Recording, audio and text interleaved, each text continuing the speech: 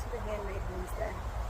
Today I am actually going to be uppotting my tomatoes in these 5-gallon buckets from Home Depot.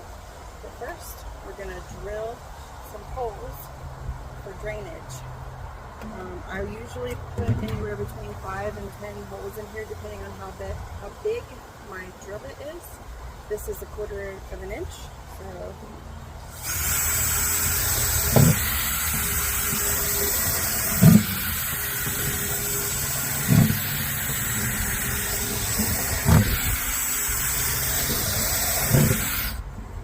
I just did some right. Just throwing the bottom here so that we can let water drain through, because tomatoes, while they do like a lot of water, they don't like their feet wet. So you're probably wondering, why are you putting tomatoes in 5-gallon buckets when tomatoes can be grown directly in the ground?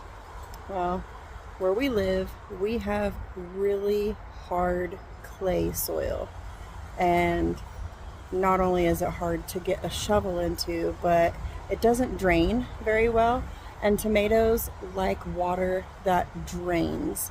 They want to drink, but they don't want their roots or their feet to just set in the water. And clay soil does not work very well for that. So we use 5-gallon buckets. It's what works for us. It doesn't work for everybody, and if it doesn't work for you, that's okay.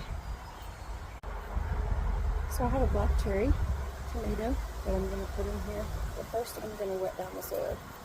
That way I don't have to worry about watering it right afterwards. I can water it in tonight.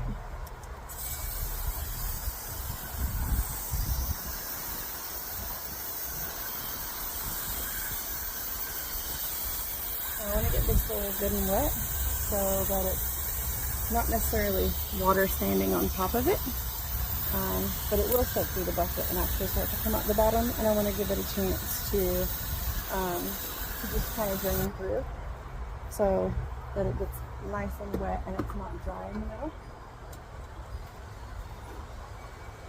Okay, so the next thing I'm going to do is take our tag and place it in here. I'm always going to take a spade shovel and look at some nice holes. You can see, I don't know if you can see inside of there, still just a bit dry, so I'm going to add some more water. See how dry that is? I want the roots to be able to get a nice drink when they go in there.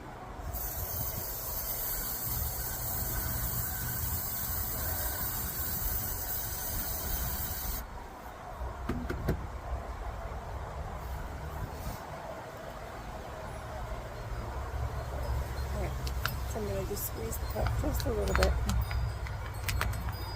just to loosen it up. I'm going to hold it and support the stem, give it a little tap. Sometimes you don't need to, other times you do. So these one's already torn off, but this leaf right here is actually what sprouts first when you germinate these from a seed. So I'm just going to tear that off, and I'm going to take this first leaf off because I'm going to try to put this in a little deep so that you can see these nice long roots. It'll keep growing down, and by the end of the summer into the fall, when these are done growing, the whole thing will just be a big root, and it makes these nice and strong. All of these little hairs on here, you can plant these really deep, and all these little hairs will turn into roots.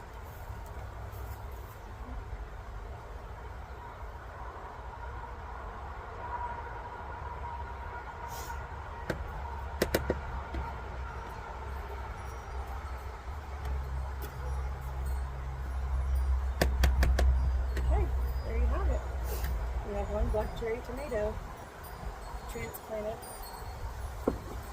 I'm going to get the rest of these transplanted, and then we'll see you later. Thanks for joining us today.